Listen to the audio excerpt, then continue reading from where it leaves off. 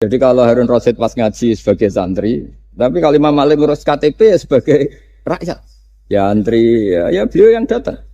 Jadi itu sudah ada percontohan hubungan yang sangat elegan, yang sangat saling menghormati antara seorang umara, yaitu zaman itu Harun Ar-Rasyid dengan Imam Malik. Padahal kitab Muwatta itu kitab yang sangat luar biasa. Akhirnya suatu saat anak-anaknya Harun Rasyid itu disuruh ngaji. Niku penggaweannya niku pekerjaannya itu suruh bawa kendinya Imam Malik kalau mau wudu. Pernah suatu saat Imam Malik wudu, yang mengucurkan air itu putranya Harun Ar-Rasyid. Hanya dikucurkan ketika basuh wajah dan tangan.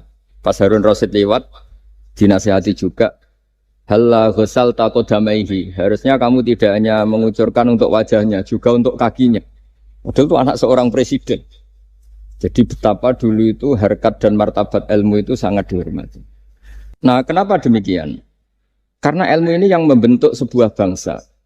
Jadi kalau kita berpikir jernih ya, oke kita ada BNN ya, polisi yang nangani narkoba, terus ada beberapa jabatan atau institusi negara yang bisa mengawal kecurangan, misalnya ada KPK, ada BPK dan sebagainya.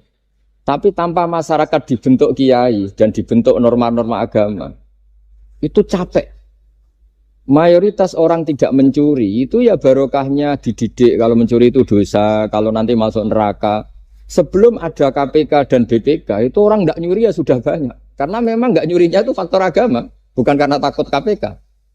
Artinya tanpa agama, tanpa nilai-nilai norma, itu nggak bisa kebayang Indonesia.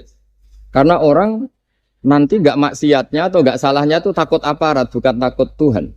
Makanya kalau guyonan anekdot khas itu, ada orang melanggar rambu-rambu, ketangkep polisi. Kamu tidak tahu kalau ini larangan? Ya tahu Pak.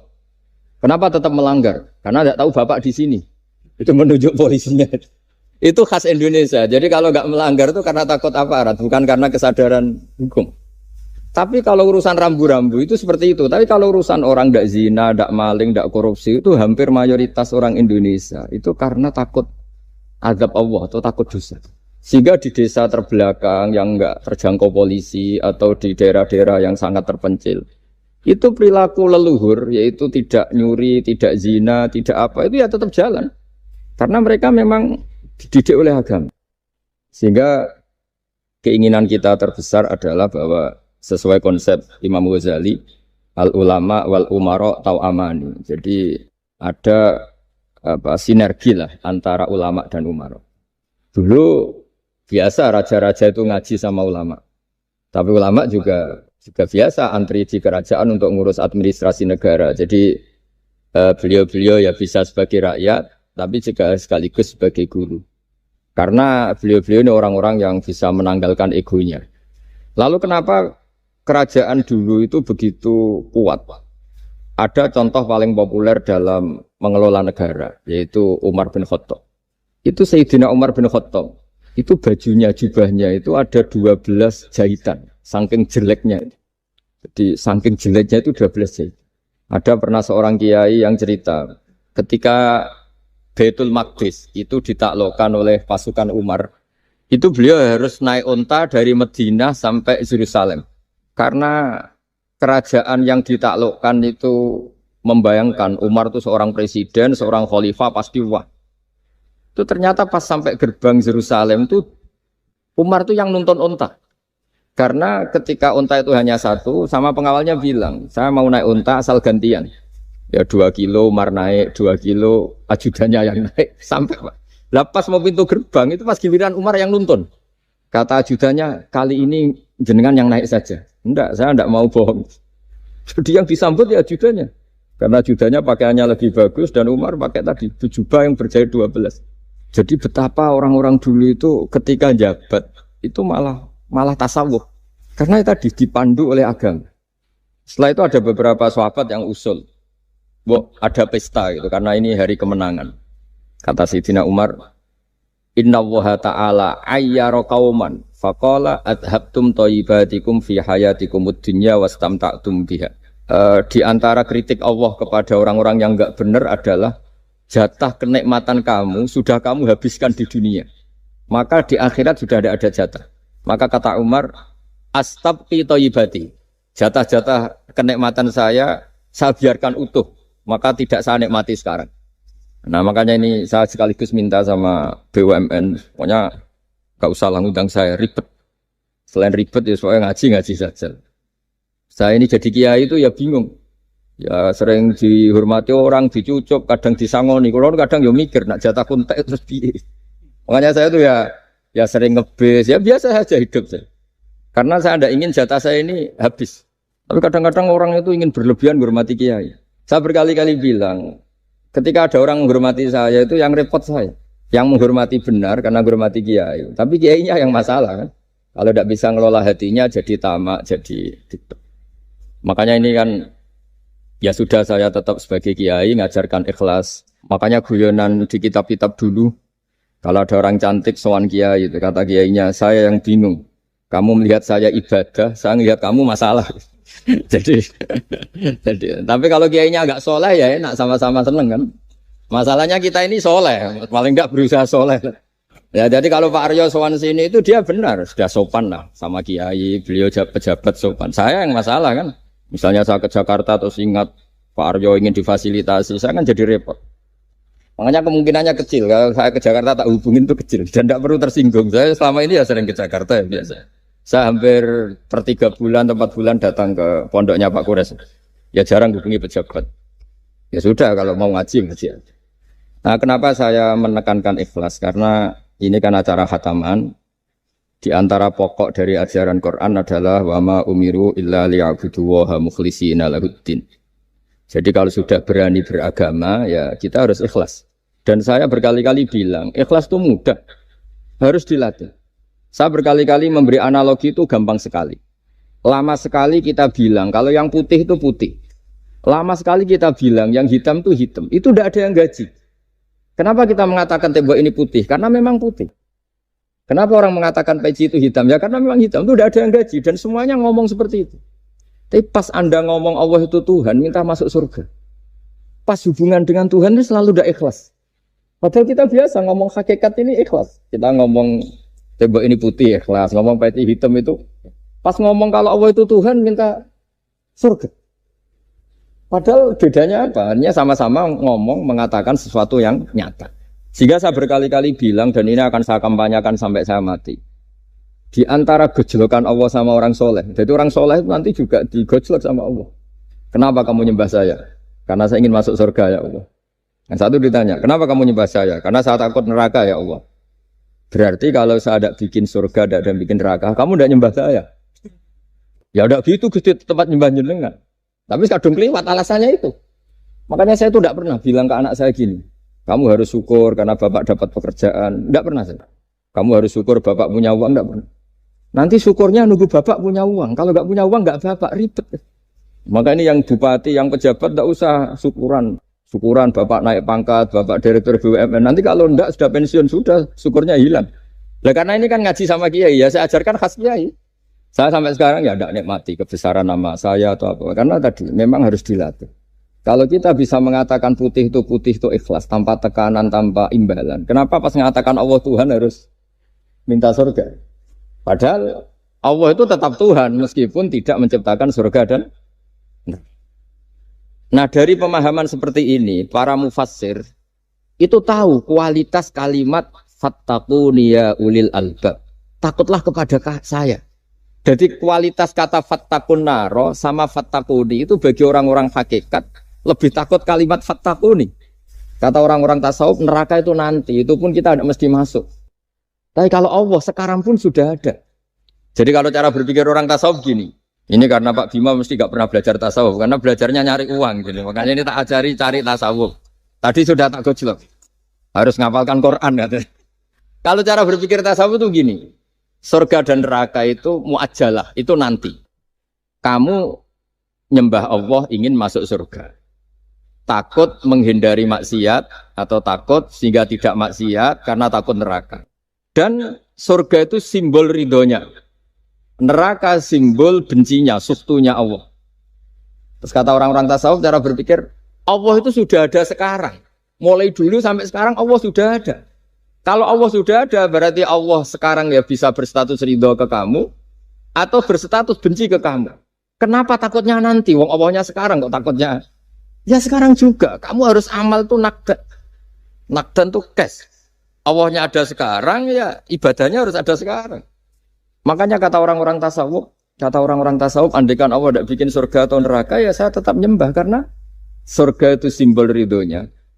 Bahwa surga itu nyata ada, ya nyata ada. Dengan segala fasilitasnya itu nyata. Tapi bahwa surga itu tetap kamu masuk surga karena cari ridhonya Allah. Kalau Allahnya sudah ada, berarti ridhonya sekarang sudah ada. Harus kamu cari sekarang, jangan nanti. Sehingga kadang-kadang orang yang ingin masuk surga itu ya kelasnya kelas amatir. Masyhur itu. Ada seorang wali masuk surga ketemu Allah ditanya. Karena wali ini biasa mensyafaati murid-muridnya. Ya Allah, kenapa murid-murid saya tidak kelihatan sowan jenengan? Murid-murid kamu ingin masuk surga karena ingin makan enak, punya bidadari cantik-cantik itu di sana. Tapi mereka lupa saya. Jadi akhirnya di surga tapi nggak ketemu Tuhan. Karena inginnya ya sudah trauma punya istri jelek, cerewet. Banyak loh orang yang masuk surga itu yang agak kacau. Enak sudah surga. Nanti di sana nggak usah sholat, nggak usah puasa. Jadi sholat yang sekarang udah gak problem. Jadi banyak itu orang-orang Islam yang Islamnya mungkin imannya amatiran. Wah enak masuk surga, nggak ada subuh lagi, nggak ada puasa lagi. Bebas. Oh, itu kan kurang ajar betul. Jadi ibadah itu dianggap problem. Bandingkan di cerita dunia wali itu ada wali bertanya gini, ya Allah apa di surga itu ada sholat? Ditanya sama Allah, kenapa kamu tanya gitu? Kalau tidak ada sholat mendingan saya tidak di surga. Dia tidak bisa membayangkan ada kenikmatan di atas sholat. Nah kalau jenengan kan nggak bisa membayangkan kalau di surga masih disuruh sholat. Sampai sekarang aja kita tahu berhentinya sholat itu kapan. Kalau sampean tanya gitu, kalau ingin berhenti sholat nggak wajib, majnun. Jadi orang gila langsung tidak wajib. Jadi artinya harus dilatih ilmu-ilmu tasawuf seperti ini supaya hidup itu nyaman. Hidup itu nyaman. Dulu Pak Imam ini ada Pak PJ Rembang. Itu dulu ada seorang raja didatangi ulama. Gimana cara saya tidak nikmati jadi seorang raja? Ulama itu nasihatinya gampang. Dia omongin gini Pak Arya. Pak Raja kalau kamu di Sahara, di padang Sahara, kemudian Anda kehausan. Kalau tidak minum satu gelas air, Anda mati. Apakah? Terus kemudian yang punya air bilang gini, kamu tak kasih air, tapi syaratnya kerajaannya kasihkan saya. Kamu kasihkan apa milih mati? Wah ya milih dikasih air. Mendingan enggak jadi raja tapi hidup. Terus la tafrah bimulkin la yusawi kak samain. Kamu jangan bangga dengan satu kekuasaan, dengan satu kerajaan yang nilainya sama dengan segelas air. Akhirnya dia terjadi raja yang soleh karena ternyata apa? La yusawi kak samain, tidak sama atau ya nilainya itu masih kita-kita yang rakyat yang tidak jabat. Misalnya masyarakat, itu ya harus berpikir gitu. Orang nggak jadi bupati tetap hidup, nggak jadi pegawai BUMN tetap hidup. Tapi kalau nggak minum air itu mati. Dan rata-rata rakyat itu bisa minum air. Artinya apa? Kita dan mereka itu sama-sama punya nikmat yang pokok, yaitu sadur rumpi, nikmat yang bisa mempertahankan kehidupan. Jadi nikmat selain itu tidak pokok. Sehingga orang itu bisa jadi wali. Jadi ini resep jadi wali. Jadi wali itu udah harus tirakat dalail, terus gak pernah makan nasi itu enggak, itu keberatan. Jelas sebagai BUMN enggak mau itu, mesti enggak mau itu. Mesti enggak mau. Ya enggak mau, ya enggak bakat. Jadi sudah pasti enggak mau. Karena ini saya tahu banyak tentang beliau. Pak Aryo itu bin selamat. Dulu abahnya itu ditobatkan Gusmi. Dingertikan agama oleh Gusmi. Karena beliau ingin tetap mencintai kiai, korbannya saya. Karena Gusmi meninggal, terus mahabbahnya diarahkan ke saya. Tapi saya berdoa supaya diarahkan ke banyak kiai lah, supaya saya tidak jadi objek sasaran. Nanti juga repot ini. Saya itu sering disewani orang dari Kalimantan, Sulawesi, saya ingin idolakan jenengan, saya ingin dekat dengan jangan. Ya sudah lah, pakai kiai lokal di sana aja. Jadi sampai tidak ganggu saya, terus kiai lokal di sana juga tidak mahjub oleh saya. Kata. Saya teruskan. Jadi dulu para raja itu dilatih oleh ulama, termasuk dilatih begitu. Kamu punya kamar 1000, kalau tidur per 5 menit ganti kamar. Karena eman sudah dibikin kok nggak dipakai. Nggak juga, punya kamar 1000 yang dipakai hanya satu. Ngapain punya 1000 yang dipakai hanya? Punya baju satu lemari, yang dipakai hanya satu. Apa mentang-mentang bajunya 5 terus pakai rangkepan sampai 5. Punya mobil 5 yang dipakai ya. Jadi orang dulu itu dilatih sebegitu. Sehingga dulu itu tidak ada raja kecuali punya penasehat. Zaman belum Islam ada resi, kalau setelah Islam ada ulama. Sehingga mereka bisa menertawakan kerajaan. Maksudnya dianggap biasa. Ada seorang raja ditanya ulama, khas seorang raja itu apa? Merintah tidak bisa diperintah. Terus si ulama ini tiap pagi itu datang ke atas gunung, cari tempat paling tinggi terus mutola'ah kitab. Setelah mutola'ah kitab ya wasik ya. Kayak saya kalau belajar ya asik. Ngalang-ngalain jagungan sama pegawai BUMN kalau saya sudah belajar. Terus dia bilang, enaknya apa jadi raja? Saya di sini nggak ada yang memerintahkan saya. Berarti saya dengan raja sama. Dan kelebihan saya juga tidak ada yang ganggu. Kalau raja masih banyak yang ganggu. Artinya bisa mengolah. Kalau sekarang enggak. Banyak kiai yang melihat pejabat itu kayak gimana. Wong kok mulyane ngono. Buka pintu aja enggak pernah. Mulyane kayak gitu. Yang jenis ini dia rugi. Sudah iri. Enggak punya kenikmatan sendiri. Ulama dulu itu bisa mengelola kenikmatannya sendiri. Dengan cara seperti itu. Makanya masyhur Sayyidina Ali itu kalau malam. Itu diantara sebab beliau tambah dekat sama Allah. Itu diantara wiridannya itu bukan kayak wiridan kita itu enggak. Wiridannya begini. Ya Allah, kafani izzan antakuna li robban, wa kafani fakhran an akuna laka abdan. Saya sebagai manusia ini sudah sempurna. Punya Tuhan engkau. Tuhan yang maha dahsyat, maha top. Kayak apa nyesalnya saya kalau punya Tuhan yang hanya sebuah batu. Hanya pahatan batu. Atau Tuhan yang mati, atau Tuhan yang kelaparan. Wa kafani fakhran an akuna laka abdan. Dan saya ini bangga karena jadi hambamu. Jadi orang dulu itu nyembah Allah itu tidak harus dengan kalimat subhanallah akbar. Tapi punya kesimpulan yang menjadikan mereka ini nyaman dengan Allah. Abu Yazid Al-Bustami itu diangkat jadi wali setinggi-tingginya. Itu diantaranya, kalau wiridan bilang gini. Ya Allah, kenapa engkau ngasih makan saya? Ini aneh. Kenapa engkau ngasih minum saya itu aneh. Di mana-mana orang memberi itu ada kepentingannya. Misalnya majikan, bayari karyawan karena ada kepentingannya. Malah kalau di fikih itu agak absurd. Fikih itu hubungan suami istri itu agak kacau kalau dalam fikih. Lelaki itu tidak wajib nafkah istrinya kalau tidak ngasih. Jadi kayak agak-agak transaksi. Dan istrinya punya hak nggak mau diajak kalau nggak dikasih nafkah. Jadi makanya dulu Mbah Mun tuh kalau ngajar saya fikih itu ngajari wong perhitungan. Jadi maksudnya wong ambek bojo kok perhitungan. Tapi di mana-mana hubungannya orang tuh begitu. Wong kenal kiai, nak orang meloro kiai diatur ngene iki ya ora marem. Singkat cerita Bu Yazid itu, ya Allah engkau zat yang luar biasa. Engkau tidak butuh saya tapi ngasih saya. Ini fenomena aneh. Di mana-mana orang ngasih itu ada kepentingannya, apalagi pilkada. Wah, itu tambah banyak kepentingan. Artinya dia bisa mensifati Allah dengan cara yang enggak kebayang orang lain. Allah itu tidak butuh kita. Tanpa kita sudah jadi Tuhan, tapi ngasih kita. Apa ya Allah alasan engkau mengasihi saya? Engkau tidak butuh saya. Di mana-mana orang ngasih itu kan karena butuh. Misalnya kamu ngasih anak. Apapun alasan ikhlas Anda ini karena nyaman. Anak ini menjadi hiburan. Tetap seneng ya. Ada unsur kamu itu dapat timbal balik. Setidaknya seneng. Atau ngasih rival politik kamu. Setidaknya ya karena safety lah kata tadi Pak Ari. Bergabung tak teman-teman. Pokoknya ada kepentingan. Tapi Allah ini zat yang nggak punya kepentingan. Kemudian tetap ngasih. Dari situ terus dia punya cara mencintai Allah. Jadi wali-wali dulu itu punya cara untuk mencintai Allah. Dengan cara seperti itu. Makanya ada wali yang nangani orang-orang macam-macam. Kayak Gusme itu masyhur, beliau nangani orang fasik, orang macam-macam. Dulu itu ya ada seorang wali itu jadi wali karena beli narkoba. Tapi bukan untuk diminum, untuk dimusnahkan. Tapi kalau sekarang nggak mungkin karena narkoba harganya sudah miliaran, triliunan. Kalau dulu mungkin. Jadi ceritanya itu kampung dulu kan terpisah-pisah oleh gunung, oleh apa. Singkat cerita si wali ini setiap ada bandar narkoba dulu pakai Homer. Homer kalau dulu arak. Dibeli sama dia. Dibeli setelah agennya pergi dilarungkan pokoknya dibuang. Begitu terus. Suatu saat si pengedar narkoba ini heran. Kampung situ itu selalu tak kirimin Homer kok gak ada yang mabuk. Tapi dibayar cash. Malah masih orang ini meninggal wangi. Ternyata dia tidak ingin kampungnya itu mabuk. Sehingga dicegat di jalan supaya Homer ini tidak sampai ke kampung. Sekarang kan tidak mungkin narkoba semahal itu.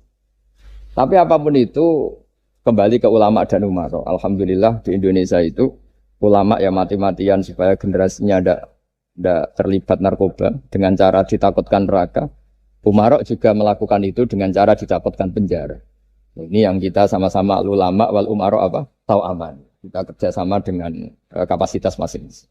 Jadi penting sekali ngaji seperti ini supaya kita tahu bahwa khazanah-khazanah kita tentang dekat sama Allah itu macam-macam. Ini khusus ijazah ini sama Pak Bima, Pak Arya itu. Dulu Kiai Hamid Pasuruan terkenal wali. Dan di antara wirid dan dzikrul filin ada beberapa kata yang dari Kiai Hamid. Jadi dzikrul filin itu kalimatnya utamanya dari Gusmi, Mbah Ahmad Siddiq. Tapi ada beberapa kalimat yang dari Kiai Hamid Pasuruan. Saya tahu banyak lah, karena bapak saya juga temannya Gusmi dan mbah saya kandung sepupu sama Mbah Hamid. Itu kalau ada orang sepuh-sepuh Pak Bima kayak jenengan Pak Aryo, disuruh ngapalkan Quran. Ya mereka protes. Masa saya hafal, Pak? Sudah lah pokoknya ngapalkan. Ada yang 2 juz mati, 1 juz mati. Karena ya sudah sepuh. Suatu saat ada ulama yang tanya, kenapa Pak Hamid? Biar kamu dalam perjalanan di dunia tercatat ini bercita-cita hafal Quran. Sehingga kalau mati berstatus man salaka thoriqan yaltamisu fihi ilman sahalallahu lahu thoriqan ilal jannah. Orang yang mati berorientasi ingin ngaji. Tapi kalau kamu tidak punya orientasi ngaji kan di otak kita andaikan direkam Allah. Loh, coba hati kita andaikan direkam Allah. Ingin kaya, ingin punya gunung, ingin punya Alphard, ingin punya ini itu. Coba kalau itu nanti disetel di akhirat. Tapi kalau kamu ingin ngapalkan Quran kan setidaknya pas disetel udah keren. Ingin hafal Quran meskipun tidak hafal-hafal gitu. Ingin hafal itu. Meskipun nanti kalau malaikatnya drengki ditambahin meskipun. Tapi insya Allah mereka ada yang dengki. Tapi andaikan kita nanti tidak punya cita-cita ngaji, itu rekaman kita hanya itu. Ingin mapan, ingin kaya, ingin menguasai dunia. Betapa malunya kita kalau rekaman itu kita dengar di depan Allah. Padahal nanti niat ini yang dihitung. Famangkarat hijratuhu ilallah wa rasulih, fa hijratuhu ilallahi wa rasulih. Orang yang orientasinya hijrah. Hijrah itu meninggalkan yang buruk menuju yang lebih baik. Hanya untuk Allah dan Rasul, maka ya dihitung ke sana. Jadi misalnya Pak Bima, Pak Aryo ngapalkan Quran, hafal-hafalnya. Tapi berarti perjalanannya ini mencari ridhonya Allah, itu ditulis. Tapi kalau kita orientasinya ingin mapan, ingin sejahtera, ya ditulis. Ini ingin punya rumah 2, ingin punya rumah di berbagai provinsi. Ini coba kalau itu nanti direkam. Terus ditanya Allah, inginnya kamu apa sih di dunia?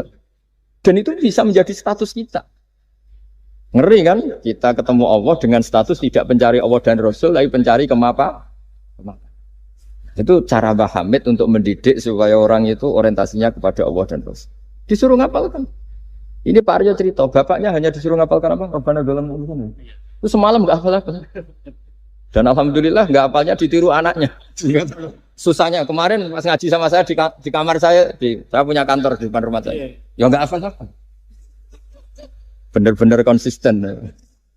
Jadi dulu bapaknya itu ketemu Gusme di hotel, dia ajarin semalam nggak hafal. Akhirnya hafal. Iya, tapi nunggu sekian tahun mungkin. Jadi yang penting. Jadi ulama dulu itu pinter cara menuntun umat menuju Allah dan Rasul. Diajarin. Akhirnya ada dzikrul ghafilin. Penting orang itu menuju Allah dan Rasul. Setidaknya kalau direkam itu nanti saya ingin ya Allah dapat ridhomu. Kalau malam ilahi anta matlubi. Wa ilahi anta matsudi wa ridhoka matlubi. Meskipun semalam hanya dilafadzkan sekali, setidaknya Allah mencatat. Ya Allah, engkau yang kami cari. Ridhomu yang kami cari. Kalimat itu kalau terulang-ulang itu menjadi mental dan lama-lama jadi status. Daripada sebelum tidur, kapan ya sugih. Jare Pak Bima, kapan gak jadi anak buah. Kok nanti yang menteri ya mikir, semoga gak kena reshuffle. Gitu terus pikirannya. Nah ini kan, kalau ngaji saya menyinggung, yang salah ada saya, sing ngongkor ngaji sopo. Saya makanya saya santai saja. Sampean kecewa malah bagus, karena gak ngel-ngelo saya lagi. Saya dalam hal ini itu anut mazhabnya Imam Syafi'i. Imam Syafi'i itu saya punya kitab, namanya Diwanus Syafi'i.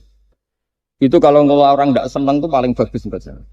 Pak Imam Syafi'i, separuh kampung tidak senang jenengan. Ya bagus lah, kalau nggak senang tidak akan utang duit, nggak pinjam mobil.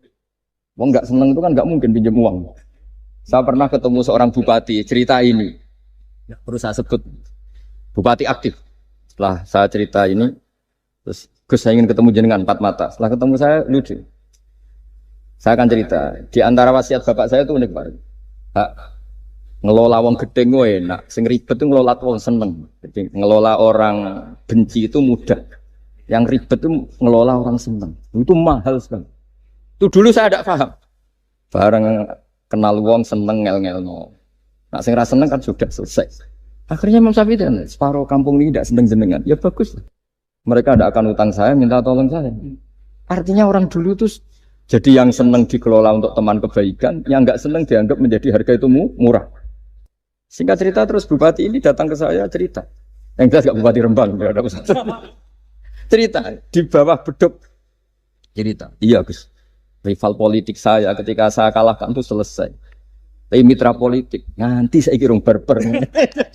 Jadi orang dulu itu segampang itu ngelola kehidupan. Artinya yang seneng ya penting kita butuh mitra. Yang gedeng ya nggak apa-apa lah. Barokahnya gedeng itu tidak ganggu Anda kan. Asal sing gedeng aja dukun santet ribet itu kalau nanti. Ketika Imam Syafi'i diceritain orang yang tadi nyium tangan jenengan, yang sama jenengan diluk hormat, di luar itu memaki-maki jenengan. Kata Imam Syafi'i, baguslah. Berarti saya wibawa, di depan saya tidak berani. Jadi beliau seenteng itu melihat dunia. Jadi orang dulu itu, makanya mereka gampang jadi wali karena radhiyallahu anhum wa radu. Jadi orang yang melihat Allah itu sudah ridho ya sudah. Nabi Musa itu kekasih Allah, kalimullah. Itu orang Israel. Itu yang gedeng yang ngel-ngel no. Yang seneng yang ngel-ngel no. Malah paling ribet kalau ngadepi orang Israel. Singkat cerita Nabi Musa itu bilang gini, ya Allah, kasih saya ijazah. Yang dengan ijazah itu orang terbungkam semua tidak bisa ngeritik saya. Tidak bisa mencibir saya, tidak bisa ngata-ngatain saya. Jawabnya Allah itu lucu. Ya Musa, hadza syai'un lam asna'hu li nafsi, fa kaifa asna'hu bika? Aku pangeran sing salah paham akeh, pemenang aku itu mau nabi. Aku itu pangeran sing salah paham mbek aku akeh. Jadi saya ini Tuhan. Yang cara pandang tentang saya keliru itu saja banyak, apalagi kamu. Mestinya saya yang terbebas dari disalahpaham. Padahal Nabi Musa aku itu pangeran, ya darani anak di pucu, ono sing darani aku fakir, ono sing darani aku kikir, macam-macam. Orang Yahudi itu kalau rezekinya baru sempit itu bilang ini Tuhan kikir sekali. Sampai Allah qala alladziina qalu inna Allaha fakir. Pejabat juga gitu, kalau salah kebijakan juga dihujat. Ini tidak mensejahterakan rakyat. Itu kalau lapor Allah jawabannya gitu, kamu pejabat salah pahami ribet, saya Tuhan saja disalahpahami. Jadi orang dulu itu segampang itu ngelola hubungan dekat dengan Allah. Jadi pakai rasa. Tiga Kiai Hamid Pasuruan itu ngijazai orang-orang sepuh. Ada yang dikasih wiridan, disuruh ngafalkan, nggak hafal. Nanti misalnya mati kok belum hafal, statusnya ini penghafal wiridan kan bagus. Daripada ngapalkan, saya ingin punya rumah kayak yang di Singapura. Berarti Anda menghafalkan bentuknya, pernak-perniknya. Bila perlu Anda menghafalkan nomor arsiteknya siapa. Masa Anda hafal tentang cari ridhonya Allah, hafal bangunan milik orang lain. Dan bayangkan punya. Kalau Anda mati pas seperti itu, berarti tujuan kamu ya untuk seperti itu. Itu famangka ada hijratu ila dunya yusibuha awimro'atin yang kihuha fa hijratu ila ma hajara ilaih. Jadi nanti kita mati itu distatuskan sesuai komitmen kita ingin apa. Itu status kita. Berarti kalau kita ingin punya rumah mewah kayak yang di Singapura, kayak yang di Amerika, kayak di Eropa, itu terekam di otak kita. Terus kita ngapalkan arsiteknya namanya siapa, itu di rumah mana. Terus kita ngenangen ada arsitek yang kita bawa ke sana supaya niru. Untuk kita loh, untuk pribadi. Nggak tahu saya kalau nanti untuk negara. Nanti dibantah BUMN. Untuk negara gimana? Mungkin masih mendingan kalau untuk negara. Kalau untuk pribadi, singkat cerita akhirnya kiai-kiai dulu itu bikin gerakan hafal Quran. Sama orang-orang sepuh yang jelas secara lahir nggak akan. Tapi butuhnya adalah ini sudah punya perjalanan menuju ini. Menuju ini yang nanti menjadi status. Jadi misalnya Pak Imam ini PJ Rembang beberapa kali ngaji misalnya. Statusnya gitu. Ini ngaji sama Gus Baha, ini ngaji sama siapa. Ditulis. Dan itu statusnya karena keinginannya memahami itu. Ya dunia sampai lewat saja. Tapi kalau kebalikannya, urusan dunia detail. Arsiteknya siapa, bangunan gini habis berapa. Kalau kurus rupiah berapa. Untuk pribadi. Itu detail. Pas urusan ngaji sekenanya. Kadang sampai punya guru aliran sesat apa. Enggak tahu karena pas urusan akhirat sekenanya. Akhirnya sedapatnya. Ternyata ada guru, ada kiai tapi dukun. Saking sekenanya urusan akhirat, tapi kalau urusan dunia makanya banyak orang ditipu oknum ya. Oknum yang sebenarnya enggak kiai tapi ngaku kiai, sebenarnya dukun. Itu saya kadang ya seneng. Senengnya itu betapa mereka diingatkan. Urusan dunia enggak pernah ketipu, kok urusan akhirat ketipu. Berarti apa? Urusan dunia detail, urusan akhirat enggak detail. Sampai dukun bermacak kiai saja sudah bisa nipu. Sementara kontraktor asing yang mau nipu tidak bisa karena dia ngerti detail jejak rekamnya apa gitu. Tapi kalau nyari kiai sekenanya, ini tidak nyindir ngomong fakta. Ya cobalah itu diangen-angen lagi. Terus ini yang terakhir, ini khusus pada teman-teman saudara-saudara kita yang nangani khatamannya Gusme. Saya tadi ngasih naskah ke Pak Aryo supaya sampai ke beliau-beliau. Saya yakin beliau-beliau sudah punya, tapi supaya ini tambah mantap bahwa kita saling menguatkan. Ini saya baca ya. Ini kitab yang dipakai referensi tim lajnah penerbitan mushaf Arab Saudi dan seluruh dunia, termasuk saya. Jadi tradisi khataman kita, tadi kan kita bicara khataman. Ya saya ulang lagi, tradisi khataman kita itu kan justru ditutup dengan wa ulaika humul muflihun, ya. Jadi tidak minal jinnati wan nas, tapi diakhiri wa ulaika humul muflihun. Jadi khataman kita misalnya minal jinnati wan nas, biasanya yang baca Quran terus baca Fatihah, terus awal Baqarah sampai wa ulaika humul muflihun. Nah, tujuannya adalah supaya kalau khatam itu memulai lagi. Ya kalau langsung an-nas minal jinnati wan nas berarti dia bangga dengan berakhirnya baca Quran. Pertanyaannya, dengan Anda ketemu Allah, seneng ya jagungan mau aku sebar. Betapa buruknya kita jadi hamba. Kayak kita dulu ketika ngaji. Nah baru hure ngajine wis bar. Berarti nganggep guru itu problem. Makanya bangsa Indonesia itu ya agak lambat pinter karena sekolah juga ada anggap problem. Pas masuk merengut, waduh sekolah. Pas bubar seneng, waduh sekolah. Jangan-jangan kita sholat juga gitu, ono adzan, waduh adzan.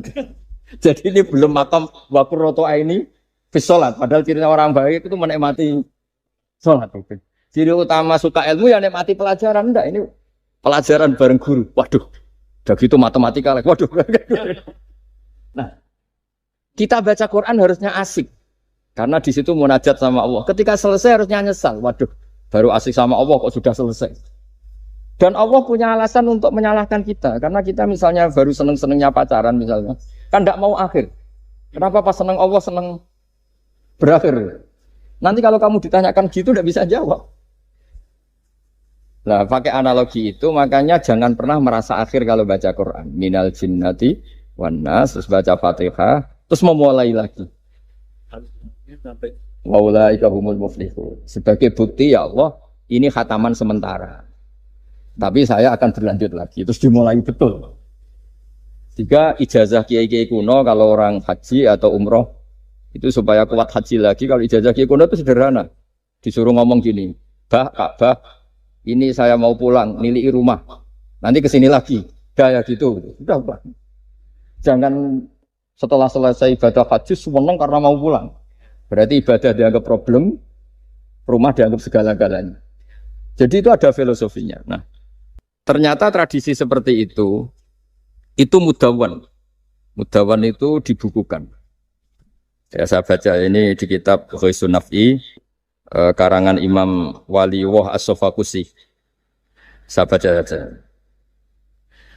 Nanti yang ngerti bahasa Arab biar diartikan sendiri, yang nggak ngerti nanti saya bantu. Takmilun. Nah, ini khusus para hafid tadi yang ikut khataman, mohon didengarkan. Takmilun. Fi masaila tata'allaku bil khotmi. Al-ula sabatan nasu anil maki minirawatil bazi wa kumpul wa ghairihima annaman qara'a wa khotama ila akhirin nas qara'a al-fatihata ilal muflihun min awalil baqarah wa sa'al amalu bihada fi sa'iri biladil muslimin. Jadi mulai dulu kalau orang khataman itu ya An-Nas, Fatihah, Terus wa ulaika humul muflihun. Dan cara seperti itu wasa al amalu bihadza fi sairi biladil muslimin. Semua negara dunia ya sama seperti itu. Hanya tradisi yang dilakukan bapak saya sampai semua guru-guru kita, guru Quran, termasuk yang di Jantiko dulu, sama sih dulu namanya Jantiko, lama-lama mantap ya. Itu sudah benar itu. Jadi mungkin teman-teman sudah melakukan tapi nggak tahu filosofinya. Ini saya bantu, filosofinya adalah supaya kita tidak merasa mengakhiri baca Quran. Tapi sekaligus memulai.